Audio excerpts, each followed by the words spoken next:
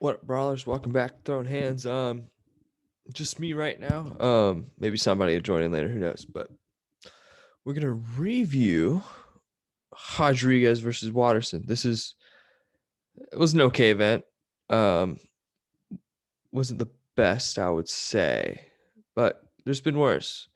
There's been worse, like what's his face, Gone and Rosenstrike. That sucked. But anyway, Phil Haas versus Kyle Dawkins. I took Dawkins to win this one.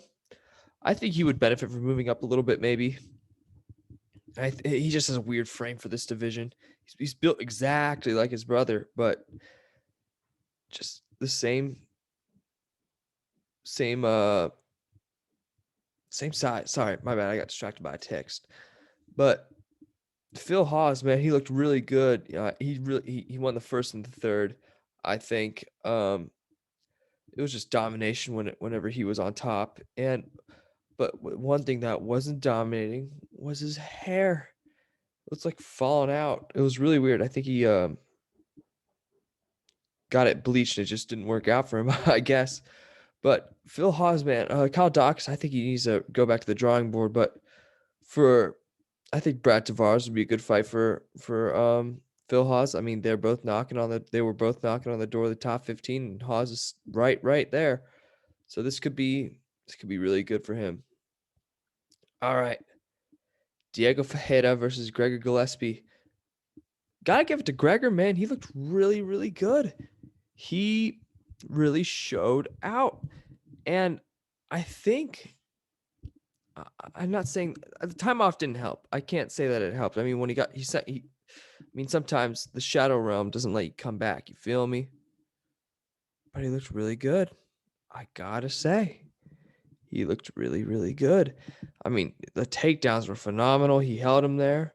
45 of his 53 significant strikes were significant. I mean, he looked great. Now, I don't think he's ever going to contend for a championship personally. But let's take a look at the rankings. I think loser of Ferguson, Dariush would be a great matchup for him. And for Fajeda, I don't know. I know Kevin Lee's moving up. I think Islam Makhachev would absolutely destroy him. So I don't really know where Fajeda goes. Um, that's tough. I honestly don't know where Fajeda goes. I think he could be. I can't even think of a lightweight right now. But Greg Gillespie, I think loser, or if they want to be an ambitious winner of Dariush, loser of Dariush Ferguson would be perfect for him. Maurice Green versus Marcos Sagiri de Lima. Maurice Green, he looked in great shape. I think this was the best shape he ever looked in, to be honest. I can't really say too much about it. Yeah, he looked physically great, I would say, but Marcos Rogerio de Lima looked phenomenal. Took him down. I mean, it was just these little strikes. Only 14 of his strikes were significant, but I'm not saying it was 10-8s all the time, but it was dominant. Maurice Green, he might be on the chopping block, in my opinion. I don't think there's no reason the UFC should keep him. He has a myriad of problems. They should help him with his problems, but there's no place for him on the roster, in my opinion. So if you look at Marcos Rogerio de Lima, I don't know who he fights next. Someone along the lines of a Jorgen De Castro or something like that would be good for him, I think. Wait, did he fight Jorgen De Castro? I can't remember. He fought Romanov. That's right. I think Jorgen De Castro would be great for him. All right, Neal Magne versus Jeff Neal. This was a good fight. Jeff Neal, he looked good, but it seems like Neal Magny, he chose his strikes. Jeff Neal it seemed like he was just going out there to swang and bang, which I love a swang and banger, as we all do. But he's a headhunter. He hunts for that chin so hard. It's actually really interesting to watch, in my opinion. But Neal Magny, man, he's been around for so long, but he keeps getting these wins. But let's look at what's next. I know Jeff Neal wants to take some time off, but Robbie Lawler, Sean Brady, those are Li Jingliang. These are all great fights he could fight. And then Neal Magne, man. Jorge? I don't really see why not. I mean, great. It depends what Neal Magne shows up. If they want to make this a fight night, boring Neal Magne shows up, just wants to wrestle, that's going to be a problem. But Jorge, man, I think that'd be a fun fight. But I do think Jeff Neal needs to take some time off, go back to the drawing board. All right. This was sad to watch, to be honest. Cowboy Cerrone versus Alex Morono. Morono looked great. I gotta give it to him. I personally thought he was gonna win the fight. Cowboy looked old. He didn't look like Donald Cerrone. He didn't look like Cowboy. He didn't look like Donald. He looked like a guy who came out of the nursing home. Like, it was the first time I saw him. I'm like, dang, he looks old. It didn't look good. But then you got Morono. Dude, I want to hear this guy at the commentary desk. I think he's awesome. He's very well spoken. He knows what he's talking about. I mean, I think he's awesome. And then you piece up Cowboy on the feet, and nobody really pieces up Cowboy on the feet. You got to be the elite of the elite. The elite of the elite, rather.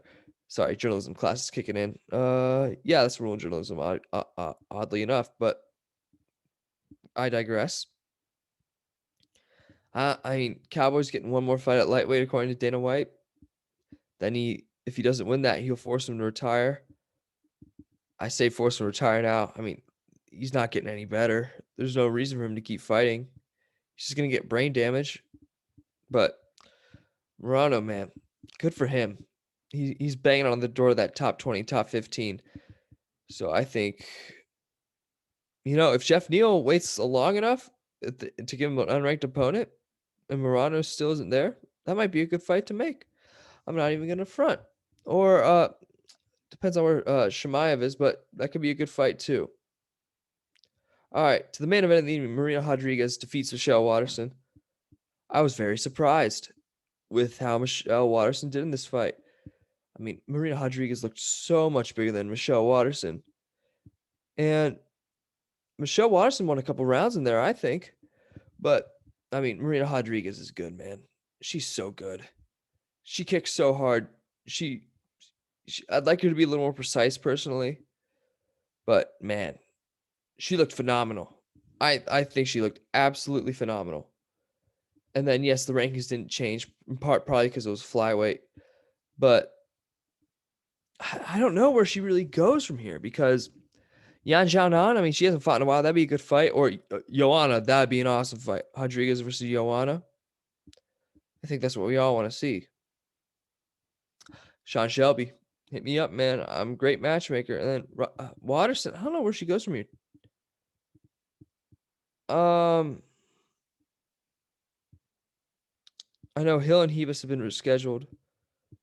Amanda Lemos, I mean, that makes sense. Personally, at least. But anyway, Marina Rodriguez is good. I think she become champ. I think she can become champ. I mean, Rosami Yunus. I mean, she's great and all, but I think she could become champ. I genuinely do. But to news, I guess. Yeah, not really too much going on today, at least. Triller, that's funny still. I know Rumble was arrested for identity theft. He used a credit card he wasn't supposed to use, apparently. That was really interesting. Yeah, Dana White's not too sure about Nick Diaz's comeback. I want to see it though. Calvin Cater I don't know. Good. Oh, Diego Sanchez says he's enrolling in a pro athlete's brain health study. Yeah, they're gonna find some interesting things there. And Dan Hardy wants to fight in Japan. That's really all I got. Thanks for tuning in. Kind of boring here without Daniel or Breck, but we'll get back to that shortly. See you guys next time.